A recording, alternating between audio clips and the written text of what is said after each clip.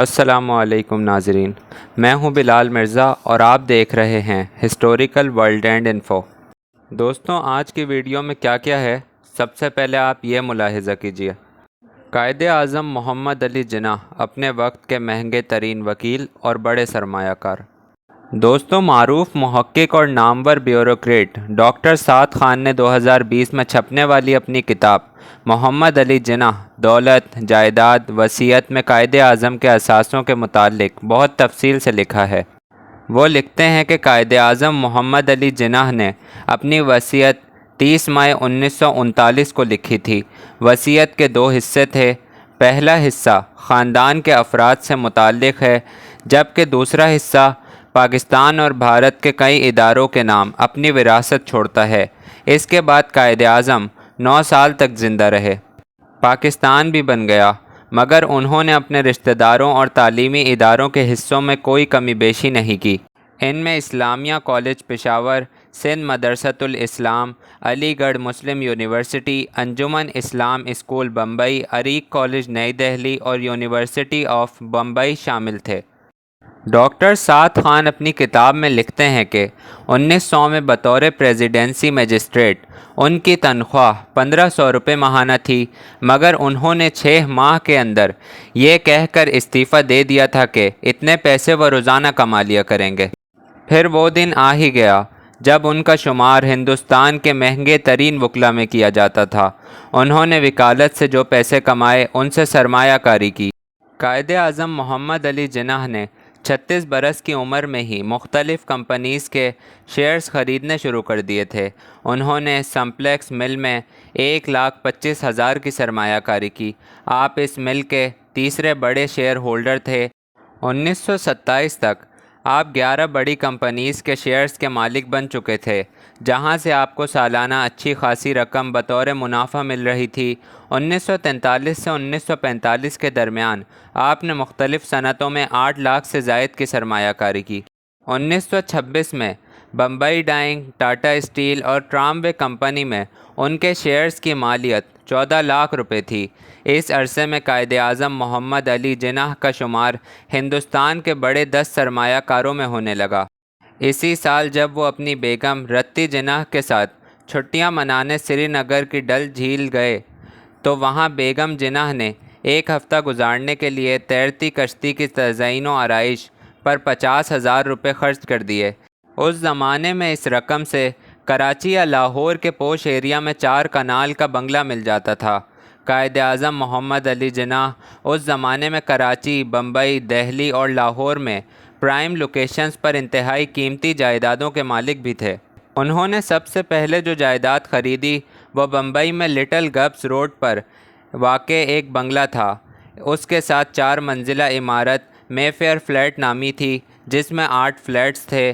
یہ عمارت انہوں نے منوچہر رستم جی سے 3,08,000 میں خرید کر کرائے پر چڑھا دی، جسے انہوں نے 1943 میں 10 لاکھ میں فروخت کر کے کراچی اور لاہور میں جائیدادیں خریدیں۔ بمبئی میں ساحل سمندر پر 15,476 مربع گز پر ایک شاندار بنگلہ جو ساؤتھ کورٹ کہلاتا تھا، انہوں نے 1916 میں سر آدم جی سے 1.25 لاکھ روپے میں خریدا تھا، جسے انہوں نے 1918 میں اپنی شادی کے موقع پر اپنی اہلیہ رتی جناح کو تحفے میں دے دیا تھا۔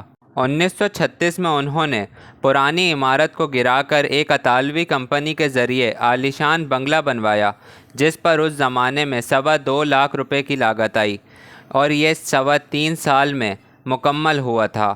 اس گھر میں 22 ملازمین ان کی خدمات پر مامور تھے۔ مئی 1947 میں عراقی قونصل خانہ نے اسے 18 لاکھ روپے میں خریدنے کی پیشکش کی، تاہم قائد اعظم محمد علی جناح اس کے 25 لاکھ روپے مانگ رہے تھے۔ یہ جائیداد جو جناح ہاؤس کہلاتی ہے اس وقت سے مقفل ہے اور پاکستان اور بھارت کے درمیان ایک سفارتی تنازع کی شکل اختیار کر چکی ہے۔ کچھ سال پہلے اس کی قیمت کا تخمینہ 40 کروڑ ڈالرز لگایا گیا تھا۔ جناح منزل دہلی قائد اعظم محمد علی جناح نے 1938 میں 1 لاکھ روپے میں خریدی تھی، جہاں ان کے 19 ملازمین بھی رہا کرتے تھے۔ اس زمانے میں اس گھر کا ماہانہ خرچہ 10,000 روپے تھا۔ 1947 میں قائد اعظم محمد علی جناح نے جناح ہاؤس بھارت کے چوٹی کے صنعت کار اور ٹائمز آف انڈیا کے مالک کرشنا ڈالمیا کو 3 لاکھ میں فروخت کر دیا تھا، اور اب یہ مکان ہالینڈ کے سفیر کی رہائش گاہ ہے جس کی موجودہ مالیت $12 کروڑ ہے۔ جب قائد اعظم محمد علی جناح نے کراچی کا جناح ہاؤس یعنی قائد اعظم ہاؤس خریدا، اسی دوران انہوں نے جناح ہاؤس لاہور بھی خریدا۔ مال روڈ پر 5.25 ایکڑ پر محیط 53 نمبر بنگلہ 1,62,500 روپے میں خریدا، اور یہ سودا قائد اعظم کی جانب سے جسٹس فائز عیسیٰ کے والد قاضی محمد عیسیٰ نے کیا تھا۔ لاہور میں ہی قائد اعظم محمد علی جناح نے 1945 میں نواب افتخار ممدوٹ سے اچھرا میں 324 کنال اراضی خریدی تھی۔ اس اراضی پر آج کل گلبرگ 2 اور 3 واقع ہے۔ اس کے علاوہ ان کے پاس لبرٹی مارکیٹ میں 1.5 کنال کا کمرشل پلاٹ، انڈسٹریل ایریا میں 10 کنال کا پلاٹ تھا۔ کراچی میں بھی قائد اعظم محمد علی جناح نے ملیر میں 12 ایکڑ کا باغ نواب آف بہاولپور سے خریدا تھا۔ قائد اعظم محمد علی جناح نے کیماڑی میں ساحل سمندر پر 20 ایکڑ خریدا، اس پر ہٹ بنوایا۔ یہ جگہ محترمہ فاطمہ جناح کی وفات کے بعد 1 کروڑ 11 لاکھ میں فروخت کر کے رقم قائد اعظم محمد علی جناح ٹرسٹ میں جمع کرا دی گئی۔ قائد اعظم محمد علی جناح نے آئی چندری گڑھ روڈ پر تقریباً 4 کنال پر ایک کمرشل پلازا بھی خریدا تھا، جسے بعد میں محترمہ فاطمہ جناح نے دادا بھائی کو فروخت کر دیا تھا۔ اپنی وفات سے 15 دن پہلے بھی انہوں نے میکلو روڈ موجودہ آئی چندری گڑھ روڈ پر ایک کمرشل بلڈنگ 10 لاکھ میں خریدی تھی۔